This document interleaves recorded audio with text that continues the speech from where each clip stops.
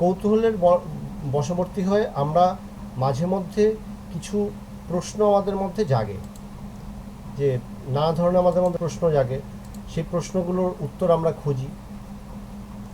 তো সেই প্রশ্নগুলো, তাই মনের মধ্যে যে প্রশ্নগুলো আমাদের আসে, যে প্রশ্নগুলো জাগে, তো আমরা সাধারণত বলি প্রশ্নগুলো করে নাও, তাতে কি হবে, মনটা ফোকাস করতে সাহায্য করবে। নয়তো মনটা কি হয়, সাধারণত নানা ধরনের প্রশ্নের উত্তর যদি আমি না পাই, মনটা অনেক সময় বিষয় থেকে কৌতূহলটা হারিয়ে ফেলে।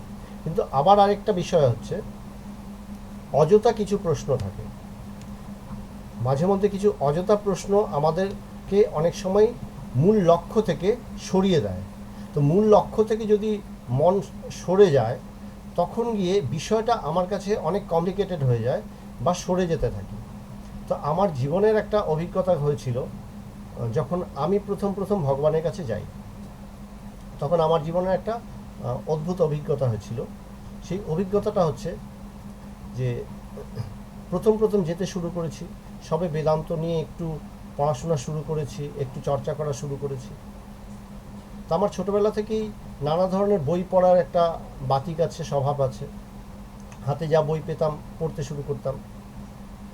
তো ভগবান একটা দিয়ে রেখেছিলেন বুক লিস্ট, যে এই বইগুলো তোমরা পড়বে, সব বই পড়ার তোমাদের এখনই দরকার নেই। তো আমি একটা নতুন বই দেখেছি টেবিলের উপরে রাখা, বইটা নতুন এসছে। তো বইটা দেখে আমার বেশ ভালো লেগেছে, বইটার মলাট টলাট সুন্দর। তো বইটা খুলে আমি পড়তে শুরু করেছি। তো পড়তে বেশ ভালো লেগেছে, ডিসকাশনসটাও ভালো, যুক্তিগুলো ভালো। তো এইভাবে আমি বইটা অনেকটা পড়েছি।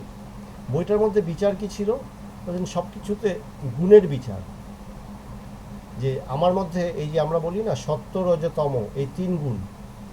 তো বলছেন খাদ্যের মধ্যে যেমন সত্য রজ তম আছে, মানুষের চরিত্রের মধ্যে সত্য রজ তম আছে, আমাদের চিন্তার মধ্যে সত্য রজ তম আছে। তো নানান কিছু এরকম গুণ দিয়ে বিশ্লেষণ করা।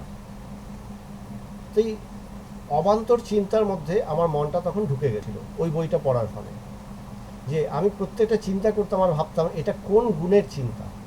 তো মূল লক্ষ্য যেটা, মূল লক্ষ্য থেকে সরে গিয়ে অযথা এইসব অবান্তর চিন্তায়, অবান্তর বিচারে চলে গেছিল মন।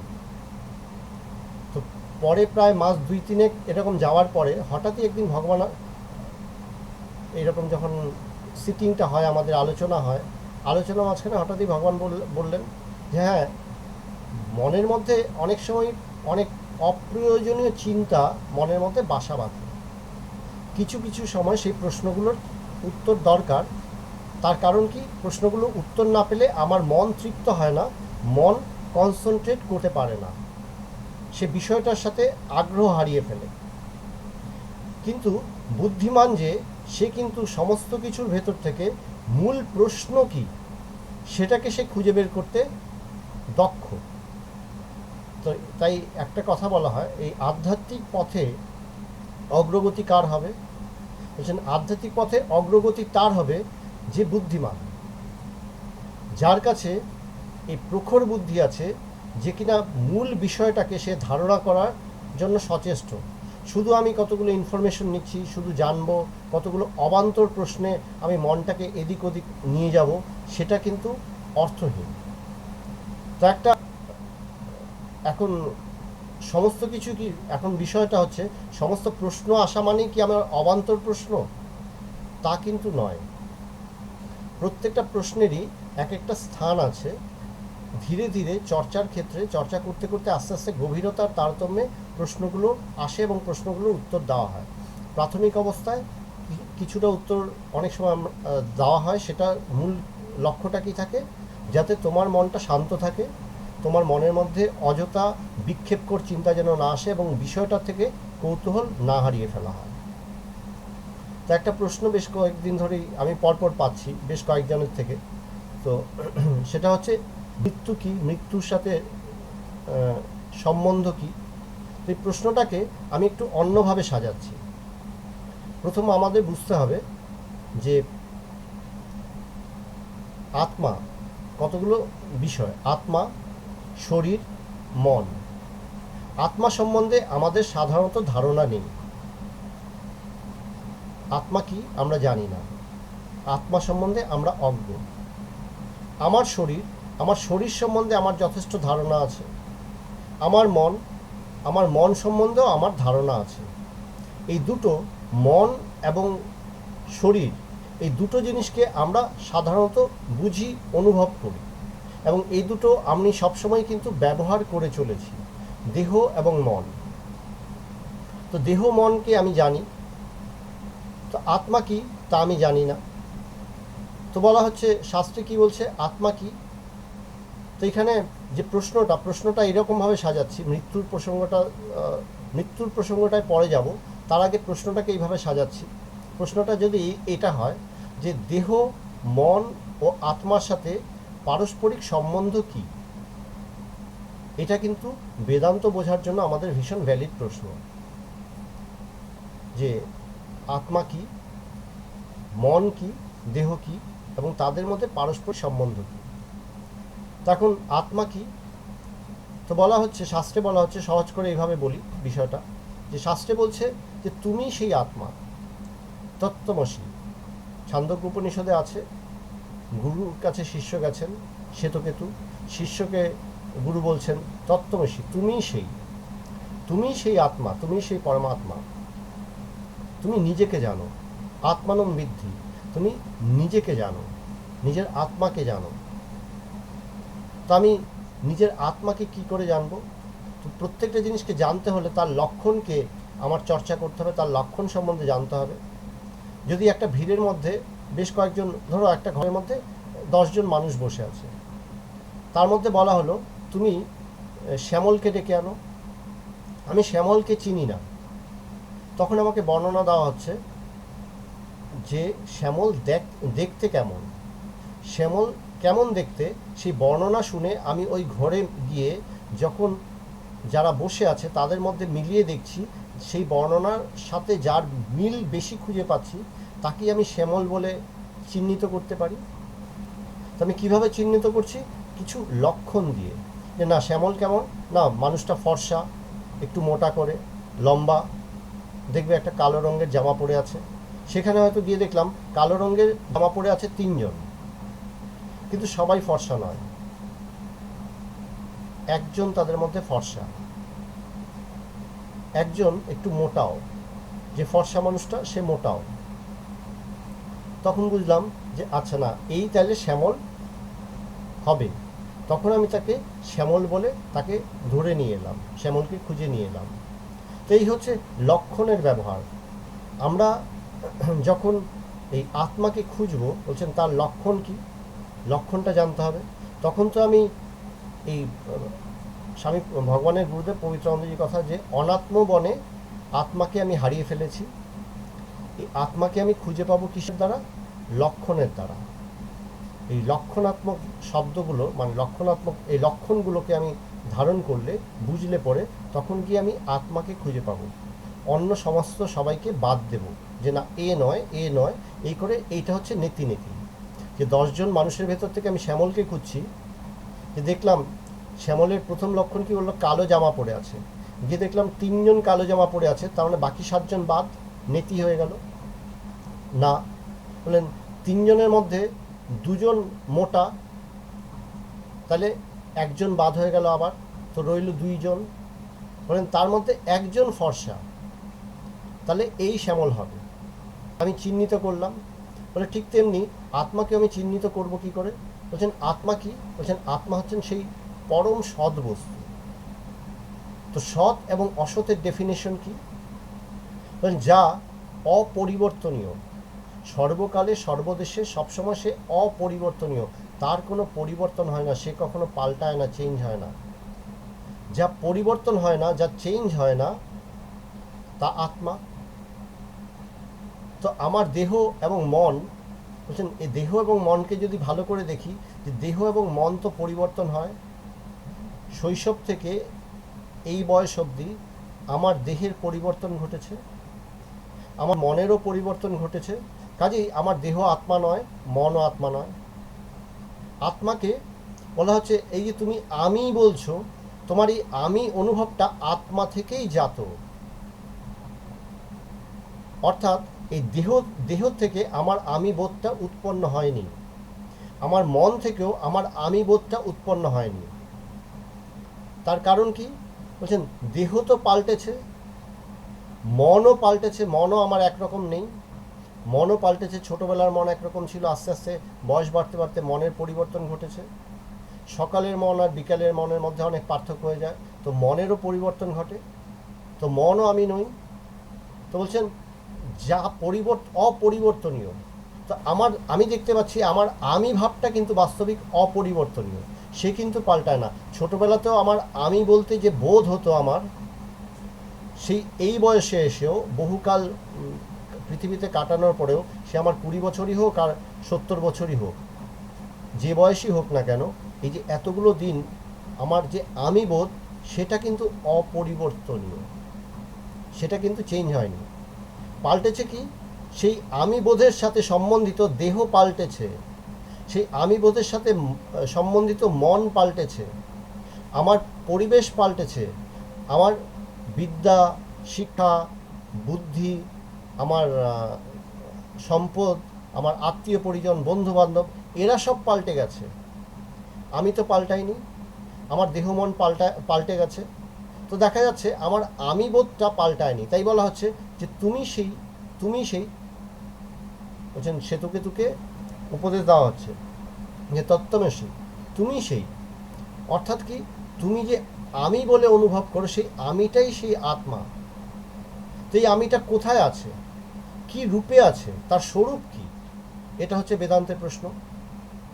বেদান্তের প্রশ্ন হচ্ছে যে তার স্বরূপ কি, তত্ত্ব নির্ণয় করতে হবে। তো এর স্বরূপটা কি, আমি স্বরূপটা কি? তো আমি স্বরূপ কি? তো প্রথম বলা হলো যা অপরিবর্তনীয়। দেখা গেছে আমার আমি বোধটার বাস্তবিক পরিবর্তন ঘটে না, কিন্তু আমি বোধ নিজেকে প্রকাশ করতে পারে না। যখন প্রকাশিত হয় তখন সে অবশ্যই এই দেহ মনের সাহায্যেই প্রকাশিত হয়।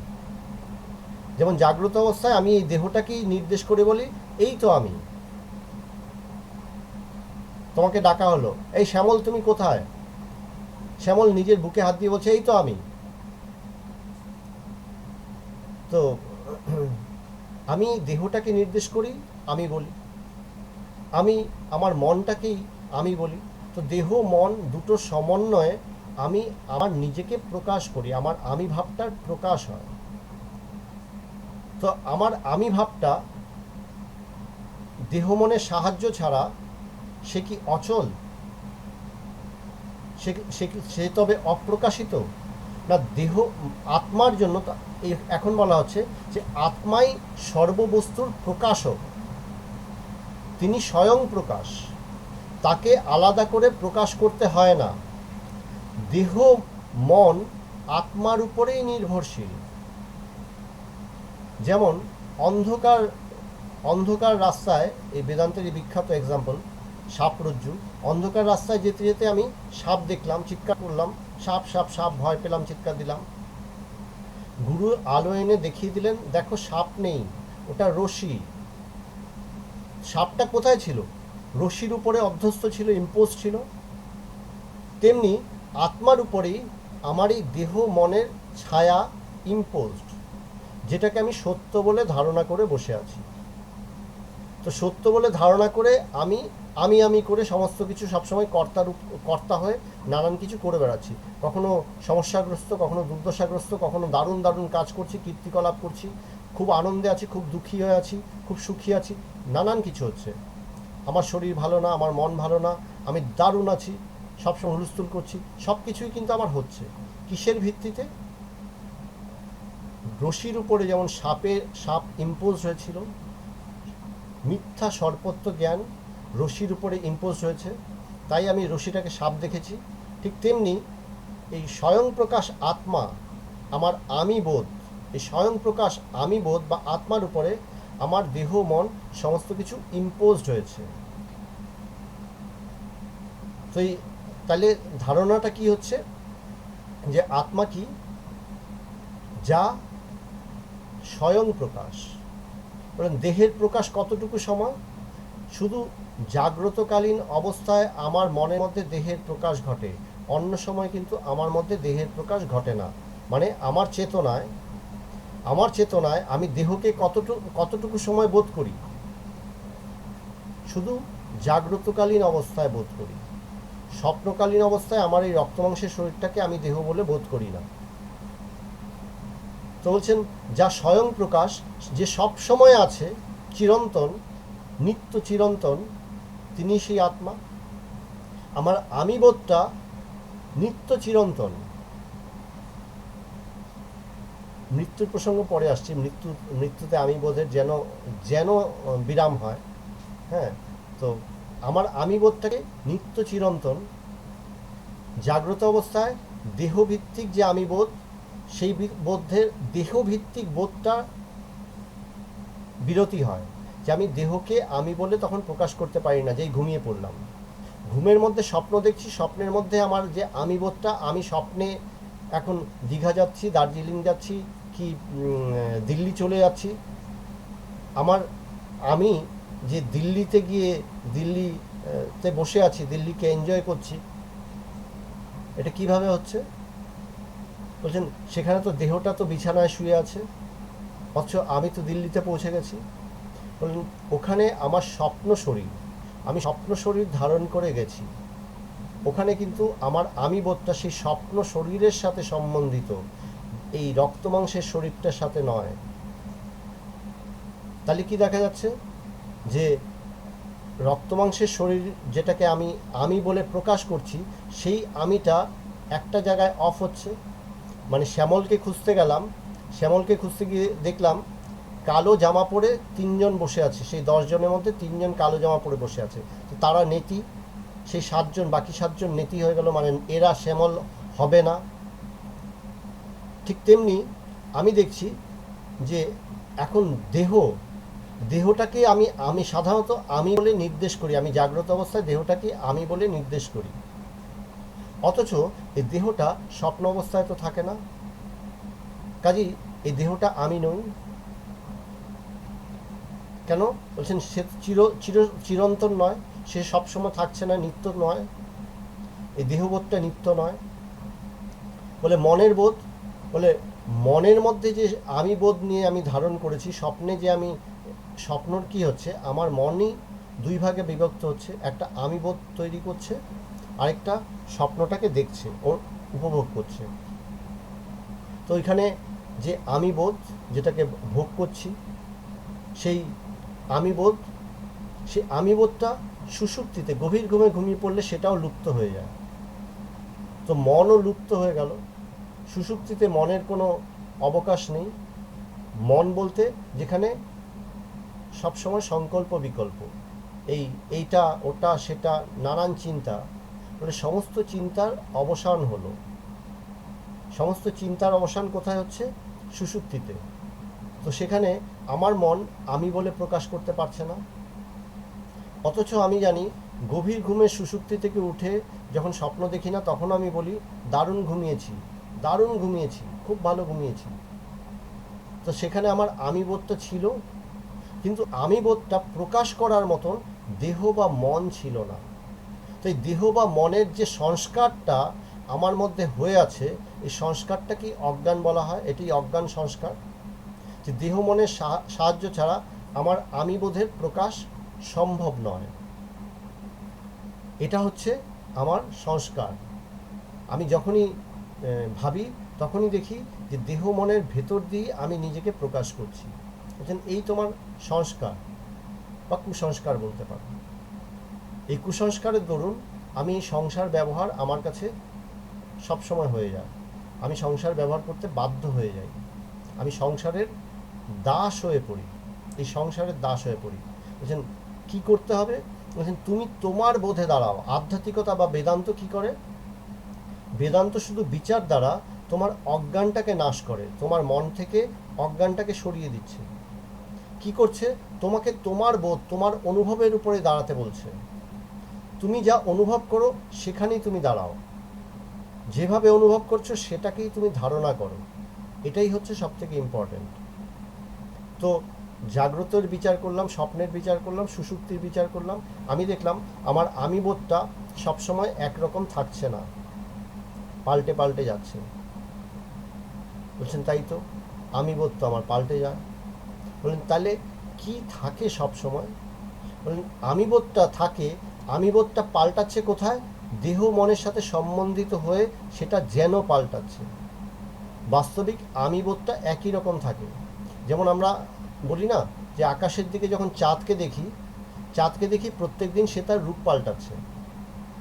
কখনো চাঁদ ছোট হচ্ছে, 1 কলা 2 কলা করে কমছে, হ্যাঁ, প্রথমা দ্বিতীয়া তৃতীয়া করে কমছে বা বাড়ছে। আস্তে আস্তে পূর্ণিমা বা অমাবস্যা হচ্ছে, কোনো সময় চাঁদকে দেখা যাচ্ছে না অমাবস্যা, কখনো চাঁদকে পুরোপুরি গোল দেখা যাচ্ছে, সে পূর্ণিমা। কিন্তু চাঁদ কি আকাশে নেই? ঠিক তেমনি আমার আমিবোধটা কিন্তু সবসময় আছে। আমিবোধটাও কখনো কখনো যেন কমে বাড়ে, ক্ষয় বৃদ্ধি যেন হয়। এই আমিবোধের প্রকাশভঙ্গিতেও যেন একটা ক্ষয় বৃদ্ধি হচ্ছে, একটা জোয়ার ভাটা যেন আছে। যে এই কখনো আমিবোধটা ভীষণ মানে প্রকট, কখনো আমিবোধটা প্রায় নেই। সুষুপ্তিতে আমার আমিবোধের প্রকাশটা নেই, কিন্তু আমিবোধটা থাকছে। তার কারণ যদি না থাকতো আমি ঘুম থেকে উঠে কিছুতেই বলতাম না আমি খুব ভালো ঘুমিয়েছি। তো আমি থাকছি, অথচ আমি সেখানে নিজেকে আমি বলে আইডেন্টিফাই করতে পারছি না। তার কারণ কি? বলেন এই অজ্ঞান সংস্কার, দেহ মন ছাড়া আমার আমিকে প্রকাশ করতে পারি না। এই যে অজ্ঞান সংস্কার দরুন আমি নিজেকে ধারণা করতে পারছি না, প্রকাশ করতে পারছি না। বলে এই সংস্কারটাকে যদি পাল্টে দেওয়া যায় যে না আমি তো আছি, আমি তো সুষুপ্তিতেও আছি, বলে এই সংস্কারটা যে অজ্ঞান সংস্কার, এই অজ্ঞানটাকেই যদি আমি জ্ঞানে পরিণত করি বিচার দ্বারা, আমি তো কখনো নেই তা নয়, সেই সুষুপ্তির মধ্যে গভীর ঘুমের মধ্যে তো আমিই আছি, নয়তো আমি বললাম কি করে? তো অজ্ঞানটা কি হচ্ছে? পাল্টে জ্ঞান হয়ে যাচ্ছে। তখন আমি কি দেখছি? তাই তো আমি তো একই রকম আছি। যেই মুহূর্তে অজ্ঞান পাল্টে জ্ঞান হয়ে যাচ্ছে তখন আমি কি বোধ করছি? যে আমি তো একই আছি। জাগ্রতকালে যে আমার আমি বোধ ছিল সেই আমি, আর স্বপ্নকালে যে আমি বোধ ছিল সেই আমি, আর সুষুপ্তিকালে যে আমি বোধ ছিল সেই আমি, এই কোনো আমির মধ্যেই কোনো পার্থক্যই নেই। সবসময় সে একই রকম আছে। কিভাবে দেখা যাচ্ছে? চাঁদটা একইভাবে আছে।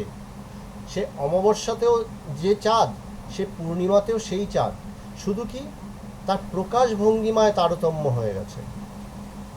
তো প্রকাশ ভঙ্গিমার সাহায্যটা কি যদি আমি নেই, দেহ মনকে সাহায্যকারী বলে যদি মনে করি, তবে কি গণ্ডগোল? বলে এই যে সাহায্যকারী বলে মনে করছি দেহ মন, এইটাই আমার কুসংস্কার, বা এই জন্যই এই অজ্ঞান সংস্কার দরুন আমি নিজেকে সবসময় এফেক্টেড দেখি। কখনো মনে হয় আজকে আমার আমিটা বেশ ফ্রেশ, আজকে আমি বেশ ফ্রেশ। আমি সকালবেলা ঘুম থেকে উঠে দেখবে কোনো কোনো দিন নিজেকে মনে হয় আমি আজকে ভীষণ ফ্রেশ, আজকে আমি সব করে নিতে পারবো, পৃথিবীতে যত সমস্যাই হোক না কেন আমি সলভ করে নেব।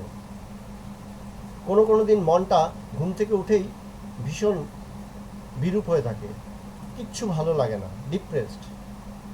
সেদিন সমস্ত কিছু ভালো হলেও তাও আমার মন কিছুতেই মেনে নিতে পারে না, বলে না না নিশ্চয়ই এটার মধ্যে কিছু একটা গণ্ডগোল আছে। কেউ হেসে আমার দিকে তাকালো, হেসে আমার সাথে কথা বললো, আমার মনে হবে এই নিশ্চয়ই কিছু গণ্ডগোল আছে, ভেতরে কোনো প্যাঁচ আছে, এ কোনো একটা স্বার্থে আমার কাছে এসছে। আমি কিছুতেই সহজ সরলভাবে কোনো ঘটনাকে নিতেই পারি না তখন। কেন? আমার মনটা ডিপ্রেসড। বললেন সমস্ত কিছুর সমস্যা কোথায়? বলে সমস্ত কিছুর সমস্যা হচ্ছে আমার এই অজ্ঞান সংস্কার। যে অজ্ঞান সংস্কারটা কি?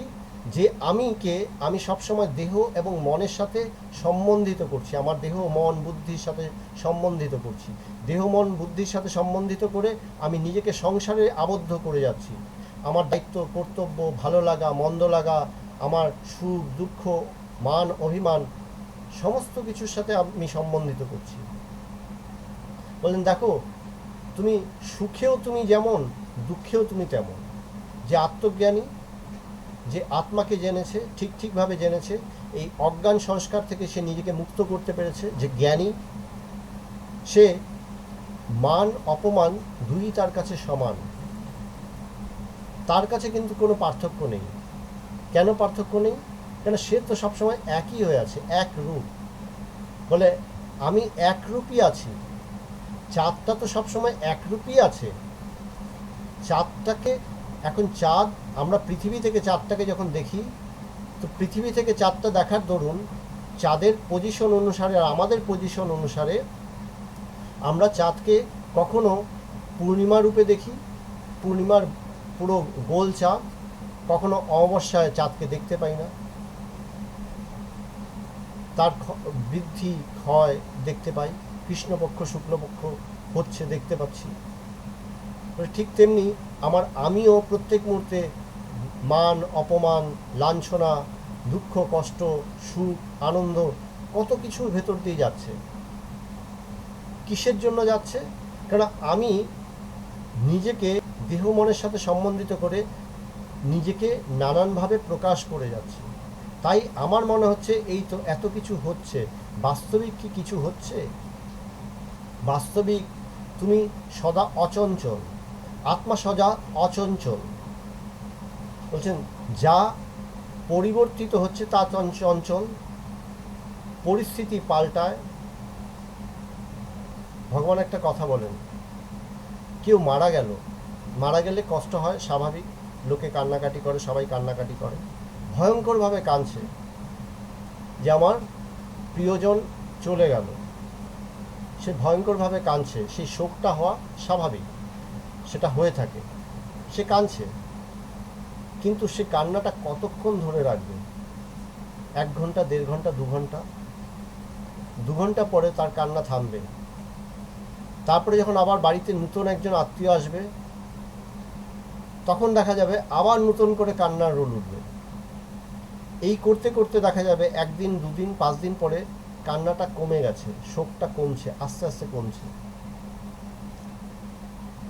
বলে আমি নিজেকে যার সাথে সম্বন্ধিত করে এতকাল দুঃখী বানিয়ে রেখেছিলাম, আমি যখন দেখলাম সে আর ফিরে আসবে না, সে গত হয়েছে, তখন কিন্তু আমার জ্ঞান আস্তে আস্তে সেটাকে অবান্তর করে দেয় আমার কাছে, যে তিনি গত হয়েছেন। তিনি গত হওয়াতে আমার সুখ দুঃখ, ভালো লাগা মন্দ লাগা, সমস্ত এক্সপিরিয়েন্স থেকেই আমি তাকে আস্তে আস্তে সরিয়ে দিচ্ছি, আমার জ্ঞান তাকে সরিয়ে দিচ্ছে। যত সময় গড়াতে থাকে আমার জ্ঞান আরও এই ব্যাপারে দৃঢ় হতে থাকে, অভ্যস্ত হতে থাকে। যেমন যেমন দৃঢ় হয়, অভ্যস্ত হয়, ততই দেখা যায় আমি সেই শোক থেকে উত্তীর্ণ হতে পেরেছি, আমি শোকটাকে কাটিয়ে উঠতে পেরেছি। মানে শোকটা কি? যে আমি নিজের ভালো লাগা মন্দ লাগা, সুখ দুঃখ সমস্ত কিছুকে একজনের সাথে সম্বন্ধিত করে আমি এফেক্টেড হয়েছিলাম। যখন আমি তার সাথে সম্বন্ধিত আর নই, তখনই দেখা যাচ্ছে আমি মুক্ত, তখন আমার কোনো অসুবিধা নেই। তো একবার যে সত্যিকারে সমস্ত অজ্ঞান মুক্ত হয়েছে, সে প্রকৃতই মুক্ত। বলে তবে কি তার শোক হবে না? বলে পুরনো সংস্কার বশত তার শোক হয়। যেমন স্বামী বিবেকানন্দ কাঁদছেন একবার, স্বামী বিবেকানন্দ কাঁদছেন, তো বলছে তুমি কাঁদছো স্বামীজি? বলছেন আমি কাঁদবো না, আমার কি শোক হবে না? বলে আমি জ্ঞানী বলে কি আমার শোক হতে নেই? হ্যাঁ, তিনি কাঁদছেন, শোক হচ্ছে পুরনো সংস্কার বশত, কিন্তু বাস্তবে তিনি সত্যটাও জানেন। তাই তার শোক আর একজন সাধারণ মানুষের শোক দুটো অন্যরকম। তার শোকটা কীরকম? কিছু স্মৃতি, সেই স্মৃতিটা মানে একজনের সাথে সম্বন্ধিত থাকাতে বা কারোর সাথে সম্বন্ধিত থাকাতে যে স্মৃতির একটা লীলা চলছিল, যে লীলাটা সুন্দরভাবে চলছিল, সেই লীলাটা যেন ভেঙে গেল, তাই তার শোক।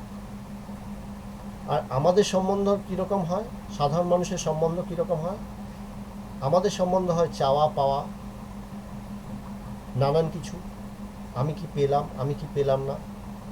তাই আমাদের সুখ দুঃখ সেইগুলোর সাথে জড়িত থাকে। দুটোর মধ্যে জ্ঞানের পার্থক্য আছে। আপাত দৃষ্টিতে দুজনের আচরণ যেন এক, কিন্তু পার্থক্য আছে। যেমন রামায়ণের একটা গল্প আছে যে রাম সীতাকে রাবণ কিডন্যাপ করে নিয়ে গেছেন, সীতাকে যখন রাবণ কিডন্যাপ করে নিয়ে গেছেন, দেখা যাচ্ছে না, আমি বারবার বেরিয়ে যাচ্ছি, বারবার আমি বেরোচ্ছি। সীতাকে যখন রাবণ প্রতিবাদী, তোমার ইয়েটাকে মিউট করতে হবে। আহ, সীতাকে যখন রাবণ কিডন্যাপ করে নিয়ে গেছেন, তখন রাম সীতার শোকে পাগল হয়ে গেছেন, কাঁদতে কাঁদতে যাচ্ছেন, হাসিতে হাসিতে হাসিতে করে। তো কৈলাসে পার্বতী শিবকে প্রশ্ন করছে, আপনি বললেন স্বয়ং নারায়ণ অবতার রূপে শিব, অবতার রূপে রাম রূপে পৃথিবীতে গেছেন, তিনি কাঁদছেন, সীতার শোকে পাগল হয়ে যাচ্ছেন, তিনি কি সত্য জানেন না? বলছেন সব জানেন। শিব বলছেন সব জানেন। পার্বতী এটা বিশ্বাস হয়নি।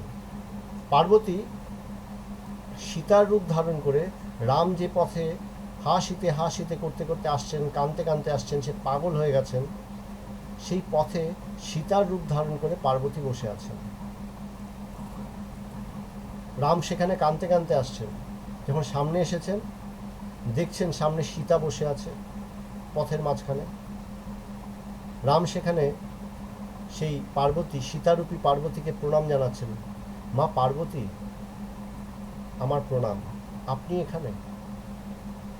পার্বতী তখন অবাক হয়েছে, আরে যে মানুষটা পাগল হয়ে আছে, সীতার চোখে পাগল হয়ে আছে, হাসিতে হাসিতে করছে, সে সত্য জানে। এটা গল্প।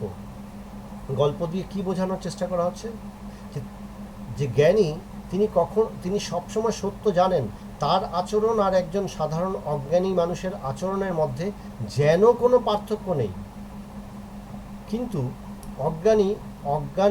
অজ্ঞানের আবেশে সমস্ত কিছু করে, সে না জেনে করে, অজ্ঞানের আবেশে করে। যে জ্ঞানী, তিনি তার জ্ঞানে সবসময় প্রতিষ্ঠিত থেকেই পুরনো সংস্কার বশতেও সেই পুরনো অভ্যাসটাই যেন একইভাবে রিপিট করে যাচ্ছেন। তিনিও যেন সেই সাধারণ মানুষের মতনই হয়ে আছেন, তিনিও যেন সেই অজ্ঞানী, তিনি যেন অজ্ঞানের মধ্যেই আছেন। বলছেন না, তার ভেতরে জ্ঞান কিন্তু সবসময় প্রজ্বলিত।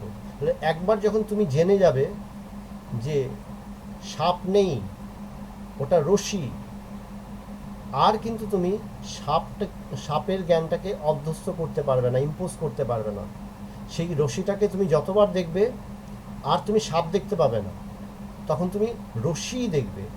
বলে ঠিক তেমনি এই যদি আমি অজ্ঞান সংস্কার সম্পূর্ণভাবে নাশ যদি হয়ে যায়, যদি আমি বিচার দ্বারা সম্পূর্ণ অজ্ঞান সংস্কারকে ঠিকভাবে নাশ করে দিতে পেরেছি, তখন আমি আমার আমিকে, আত্মাকে ঠিক যথার্থভাবে জানব।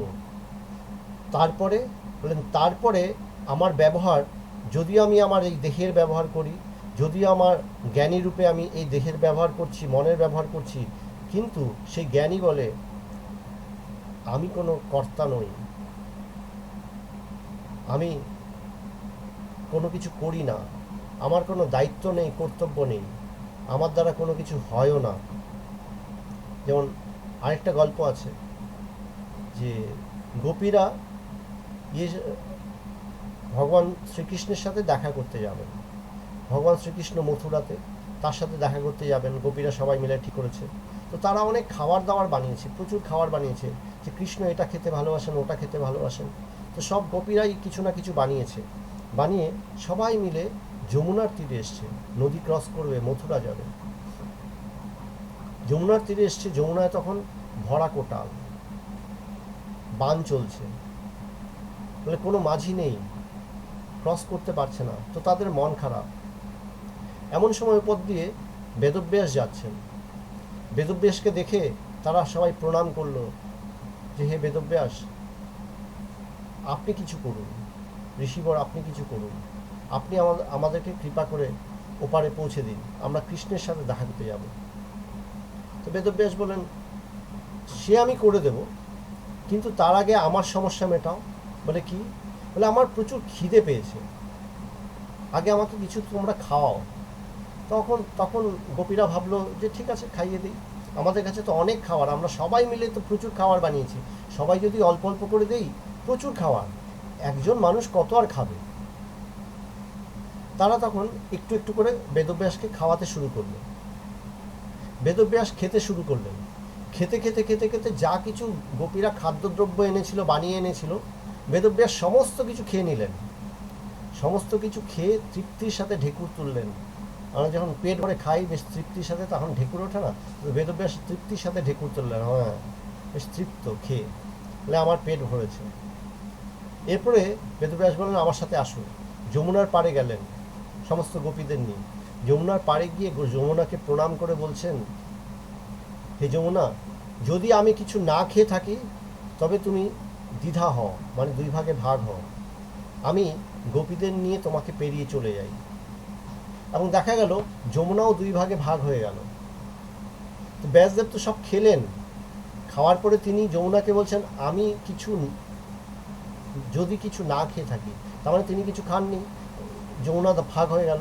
তো এটা মিথ্যাটা হলো কি করে? বলে বাস্তবিক এই গল্পটা কি শেখাচ্ছে? বলে জ্ঞানী কখনো কর্তা নন, জ্ঞানী সবসময় ওই বোধে প্রতিষ্ঠিত, আমি কর্তা নই, আমি কোনো কিছু করি না, আমার দ্বারা কোনো ক্রিয়া হয়ও না।